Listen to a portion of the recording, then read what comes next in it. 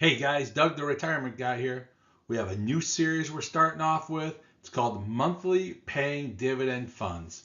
45 different funds we're going to be reviewing over the next 30 days. The review this time will be with Whitestone REIT, WSR. Is it good for a retirement account? Whitestone REIT, it's paying a dividend yield of 4.3. It's kind of low on what we're looking for, but what will it do long term? Whitestone REIT is a community-centered real estate investment trust that acquires, owns, and operates and develops open-air retail centers located in some of the fastest-growing areas in the country. Phoenix, Austin, Dallas, Houston. They have almost 40 different properties now that they're all involved into. And they go to specific areas and use a mixture of tenants in the buildings where they're using the restaurants and grocery stores, self-care help, fitness centers, all these things. They're diversifying I call the miniature mall segment, the little strip malls that we put up in most communities. And they're doing this over the diversification of everyone's got to eat. Everyone needs groceries. Everyone's in the healthcare. Everyone needs in the fitness, and then the services accordingly. So, question is what is a REIT? When we're here at the channel, always trying to help people. Let's explain. First off, a REIT stands for Real Estate Investment Trust. And it basically, simply put, it's a way of everyone becoming an investor in a real estate property.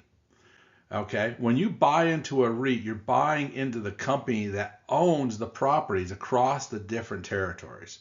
So me being here in Florida, do I want to own a building in Dallas, Texas? Do I want to own something out in Arizona? Not really, because I can't see it. But this allows me to invest exactly into that. Now, REIT returns. All REITs are required to distribute 90% of its profits back to its shareholders. Okay, and REITs pay money regularly in form of dividends. This is why REITs are so exciting, is that 90% of the profits has to come back to the investors. The REIT diversification. It does not make you put all your eggs in one basket. You can have multiple different REITs. You can have REITs that go into warehousing. You can have REITs that go into actual homes. You can go into REITs that do retail commercial properties. So you can basically spread your risk over multiple different areas. And REIT performance is a way of generating future financial security. Over the past 25 years, the REIT has outperformed the S&P 500. Now you got to make sure you get the right REITs. And you got to make sure you're into it for the long haul. But most of these are very profitable centers. And that's why you want to review every REIT that you see. So why WSR Whitestone? Okay, their main thing is they're advertising a 4.3% dividend return. Now that right off the bat is not exciting to me. You know, this is not something I can put my money into a money market fund today and get probably about the same numbers. So something has to tell me why I should be more involved into Whitestone than just 4.3 dividend.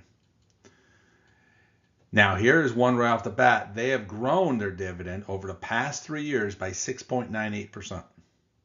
So that means they're continuously slowly adding to their dividend payouts.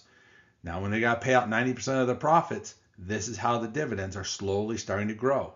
As they continue to add more properties into their system, they're going to slowly continue to grow bigger and bigger throughout. Their stock value has been going up 9.84% in 1 year, 49% over 5 years. So this is what we call a slow snowball. It's slowly turning and taking slowly to take off, and it gets bigger and bigger and bigger. Monthly dividend payouts. That's why we're doing this series. We love monthly payouts here on the channel. Regular cash flow for me. I want to have that every month, have a check come in so I can pay my bills and live comfortably and go live and do what I want to do. Some people want to take this money and reinvest it, and that's always out there available for you. So the 1-year return on WSR, and I looked at this and I was shocked when I saw. First off, looking at the bar graph that we have on here, the March madness, when we saw so many people dropping off and different things going, technology was huge. I looked at their chart, they were growing. They were not in a problem child. But when we got into the tariffs of April, when those got announced, this one did take a dump. It did drop off and it went crazy. And you can see it's slowly trying to figure out, are we going forward? Are we getting out of this? What's going to happen? And I think a lot of this comes into is what's going to happen with the tariffs. Is this going to hurt the retail market because they're heavily into retail?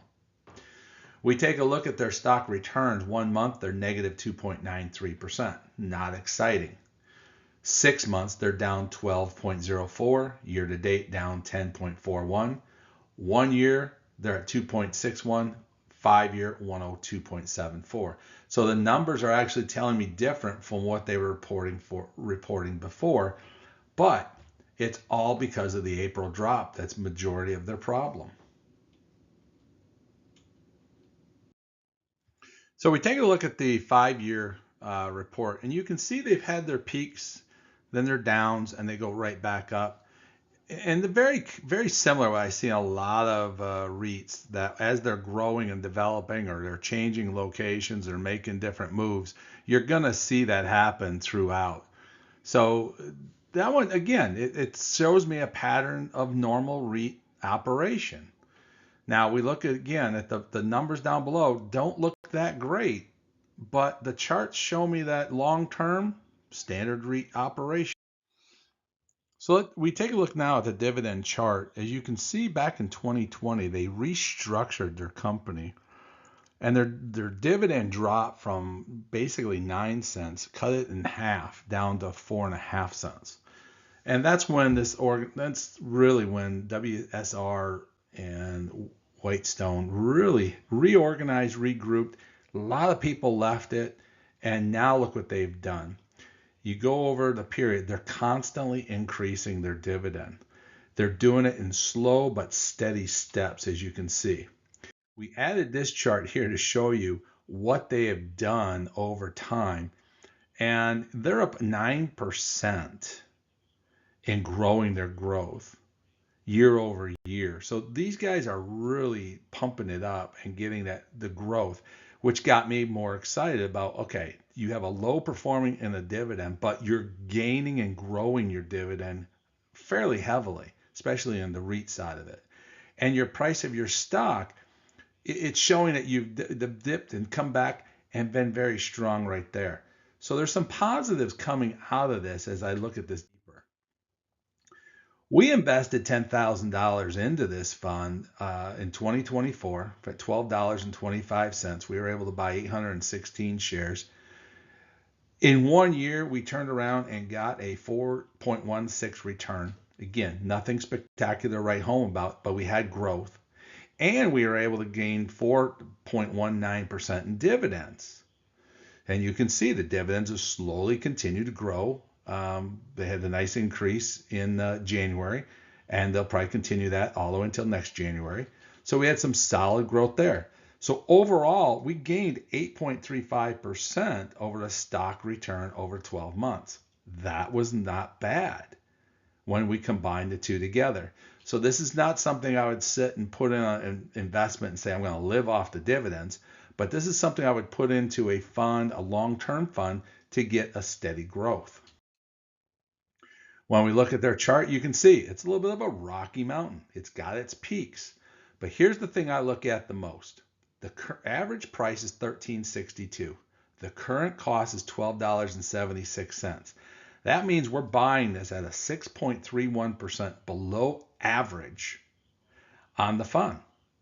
So if we can buy this on sale and turn around and not hope, but get the growth that we expect to see back out of this tariff scenario, we're going to get back 6% gain right off the bat, plus some. So do I say this is good for a retirement account? And I say yes. I do put it as a moderate buy, but I put it in a fund not to live off of, but to grow. If you've ever seen my video Look down below. I have a video called buckets, and that you put money in the certain spots to grow, some to spend, and some to use for long term. And this is a long term item. So the 4.19 dividend is good. The 4.16 is a great return with a total return of 8.35.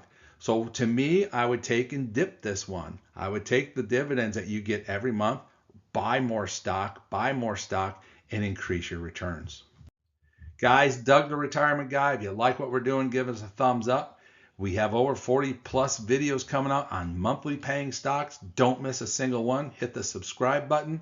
And again, if you like what we're doing or dislike or disagree with what I have to say, or you love what I say, leave us a comment. Love to hear from you. Everything helps the channel grow, and that's what we're here for, to help grow and help grow your pocketbook.